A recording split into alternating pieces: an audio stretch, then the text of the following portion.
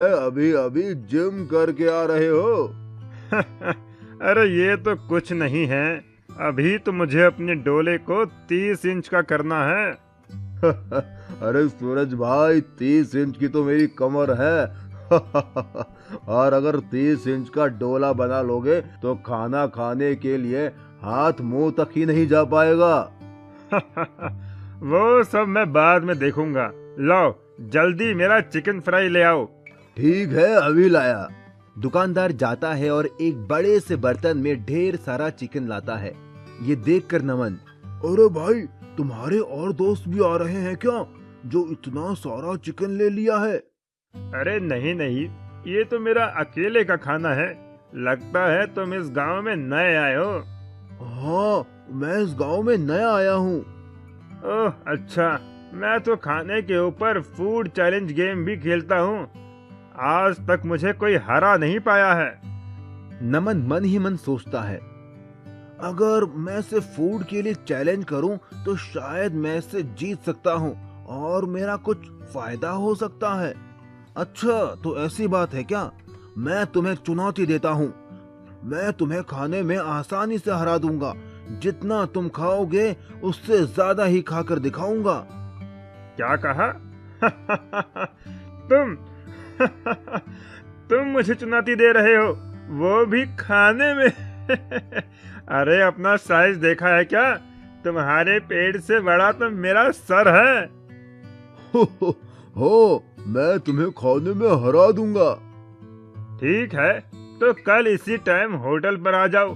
तुम्हें भी देख लेता हूँ कितने बड़े तेज मारखा हो तुम। ठीक है, लेकिन मेरी कुछ शर्त है।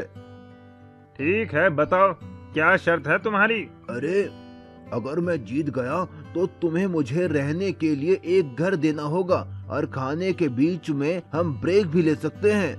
ठीक है, तुम्हारी दोनों शर्तें मुझे मंजूर है। मेरे यहाँ कई मकान हैं, उसमें से एक तुम्हें दे दूंगा। लेकिन अगर तुम हार गए तो? अगर मैं हार गया तो मैं तुम्हें अपने गांव की जमीन गिफ्ट में दे दूंगा।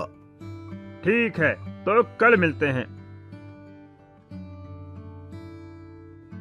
अगली सुबह सूरज और नमन दोनों उसी दुकान में मिलते हैं।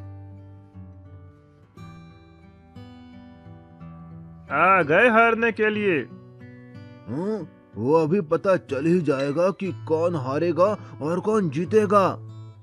अरे भैया, जरा हम दोनों के लिए चिकन लेग पीस लगा दो, बढ़िया चटपटा फ्राई करके। दुकानदार दो बड़े बड़े बर्तन में खूब सारे फ्राई लेग पीस लेकर आता है। ये लो, गर्मा गर्म चिकन लेग पीस, मसाला, चटनी और प्याज के साथ। दोनों चिकन खाना शुरू करते हैं। खाते खाते दोनों का पेट फूल जाता है। तभी अचानक नमन बोल पड़ता है, 1 मिनट रुको, मुझे बड़ी जोर का टॉयलेट आ रहा है। मैं अभी करके आता हूँ, तब तक तुम वेट करो। ठीक है, जाओ जल्दी आना। नमन टॉयलेट करके आता है। उसका पेट बिल्कुल पिचका हुआ था। अरे तुम्हारा पेट एकदम पतला कैसे हो गया? अरे भाई, अभी अभी बाथरूम में हक कर आ रहा हूँ, तो पतला तो हो ही जाएगा ना। ना मानो तो बाथरूम में जाकर देख लो। हाँ ठीक है, चलो खाते हैं। दोनों फिर से खाने लगते हैं। इस बार नमन बहुत तेजी से खा रहा था, जबकि सूरज अब खाते खाते थक चुका था। अरे मेरा तो पेट भर गया है, अब मुझसे नहीं खाया जाता, मैं हार मानता हूँ।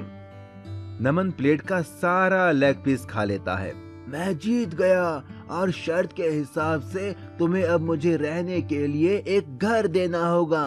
ठीक है, शर्त के मुताबिक मैं अपना एक घर तुम्हें दे देता हूँ। ये कहकर सूरज वहाँ से चला जाता है। दुकानदार, अरे भैया, तुमने उस पहलवान को हरा दिया, यकीन नहीं होता। आखिर इसका राज क्या है? उसकी बात सुनकर नमन अपने जुड़वा भाई अमन को आवाज देता है, ये मेरा जुड़वा भाई अमन है। जब खाते खाते मेरा पेट भर गया था तो मैं बहाना बनाकर बाथरूम गया और अपनी जगह अपने जुड़वा भाई अमन को भेज दिया और वो सारा लेग पीस खा गया और इस तरह मैंने उस सूरज को हरा दिया। इतना कहकर नमन और अमन खुशी खुशी वहां से चले गए।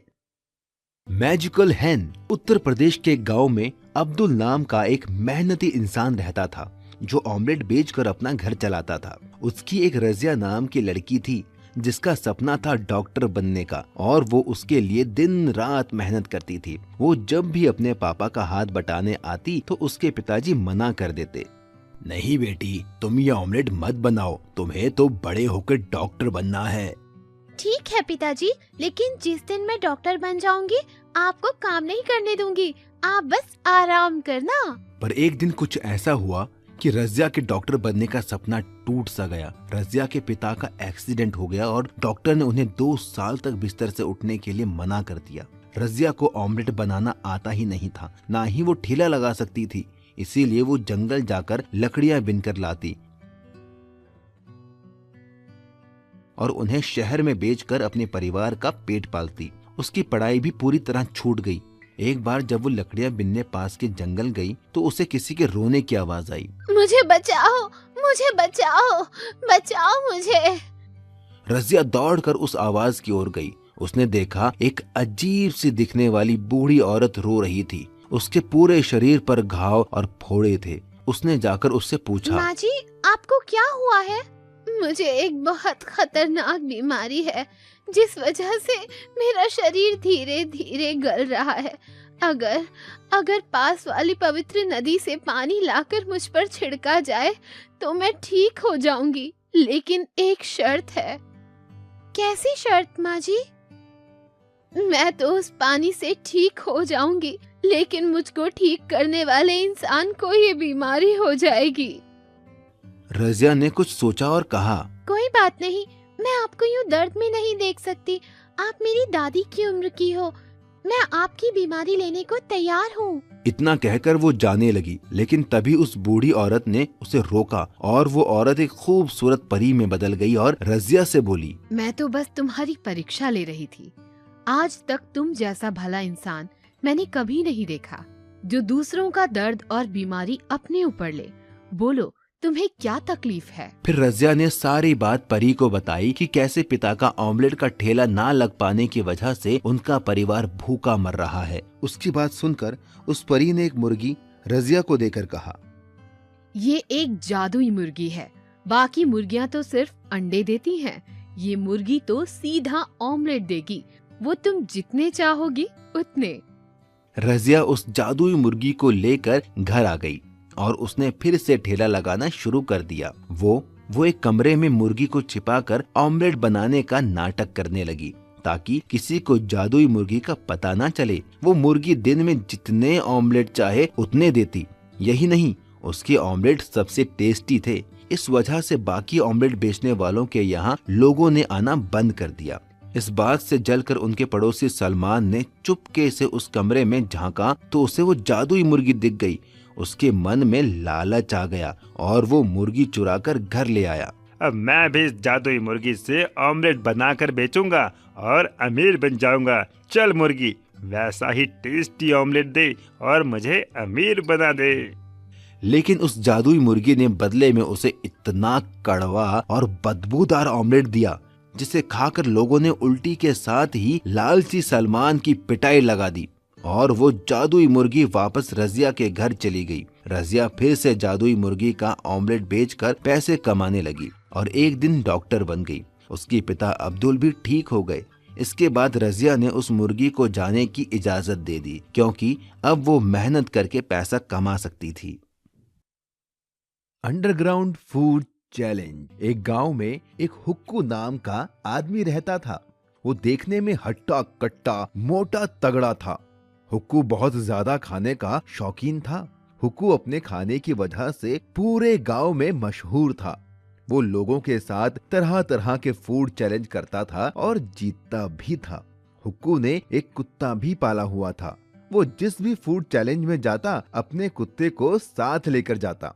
उसी गांव में सोनू नाम का एक आदमी अपनी बीवी कविता के साथ रहता था। सोनू एक गरीब आदमी था, लेकिन वो अक्लमंद था। एक दिन हुक्कू ढाबे पर बैठकर चाय पी रहा था। तभी वहाँ सोनू आता है और वो एक कप चाय लेकर पीने लगता है।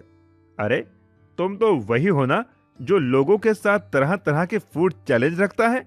हाँ, तुमने सही पहचाना, मेरा नाम हुक्कू है।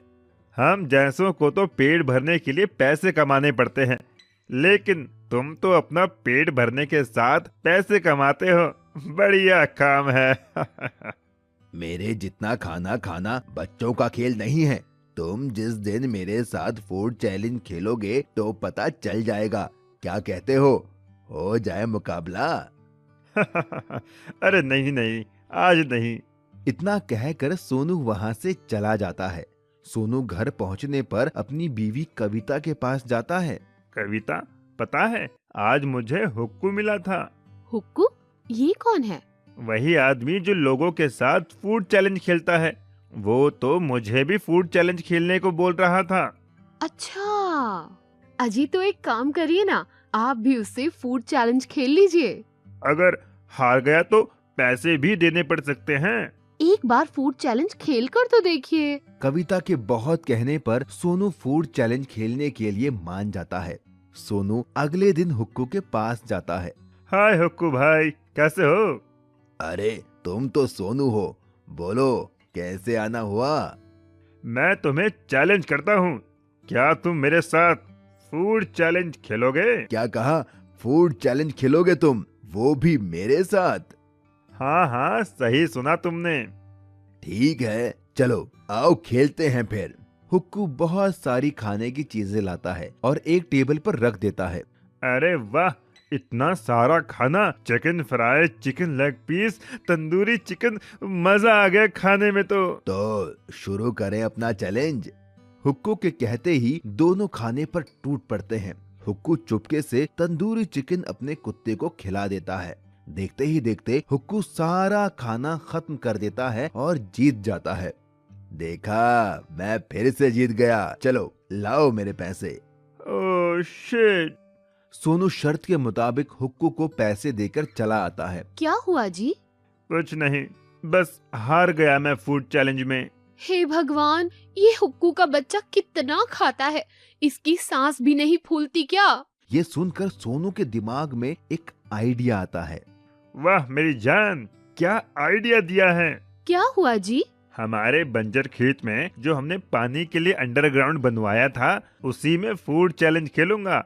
मोटा होने की वजह से हुक्कू दमे का मरीज है। अगर मैं जमीन के अंदर उसके साथ फूड चैलेंज खेलूं तो मैं जीत सकता हूँ। अगले ही दिन सोनू ने हुक्कू को फूड चैलेंज किया। फिर से हारना है क्या तुम्हें? इस बार अंडरग्राउंड फूड चैलेंज होगा। हम दोनों जमीन के अंदर ही खाना खाएंगे। हुक्कू सोचता है कि वो जमीन के अंदर भी अपना कुत्ता ले जाएगा और चुपके से उसे खाना खिला देगा और बेईमानी करके जीत जाएगा। हुक्कू सोनू की शर्त मान लेता है। अगले दिन हुक्कू, उसका कुत्ता, सोनू और उसकी पत्नी अपने बंजर खेत में जाते हैं और एक रास्ते के जरिए वो नीचे पहुंच जाते हैं। कविता ने पहले से ही tandoori chicken, chicken fry, burger, chow mein सब मंगवा लिया था। कविता कुत्ते और हुक्कू के बीच में आकर बैठ जाती है ताकि हुक्कू बेईमानी ना कर पाए। दोनों में फूड चैलेंज शुरू हो जाता है।